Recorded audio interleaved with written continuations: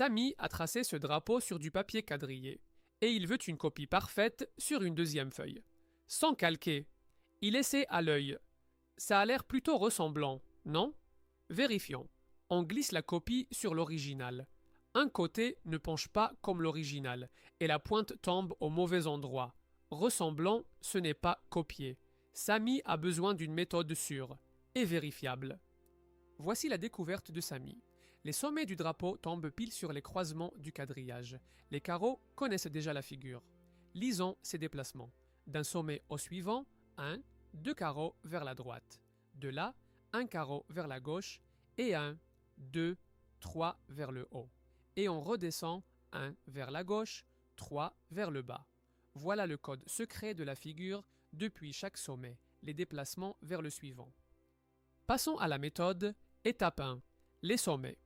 Choisis un sommet de départ et marque-le sur le nouveau quadrillage, au croisement correspondant, le même endroit sur les deux feuilles. Rejoue maintenant le code d'un sommet au suivant. 2 vers la droite, un sommet, 1 vers la gauche, 3 vers le haut, et la pointe tombe, exactement où il faut. Et le dernier déplacement, 1 vers la gauche, 3 vers le bas, pile de retour au départ. Le code se vérifie tout seul. Étape 2. Les côtés. La règle relie les sommets dans le même ordre que l'original et relie le dernier au premier. Ferme la figure.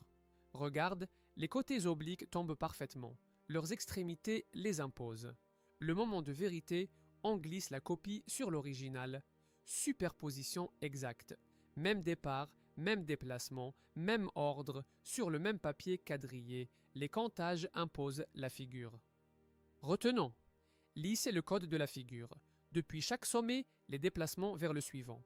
Rejoue-le. Même départ, compte les déplacements, puis la règle. Même ordre et ferme la figure. Même papier, même départ, même déplacement, même figure, à chaque fois. Jusqu'ici, nos figures étaient plates. La prochaine fois, des figures que tu peux tenir dans la main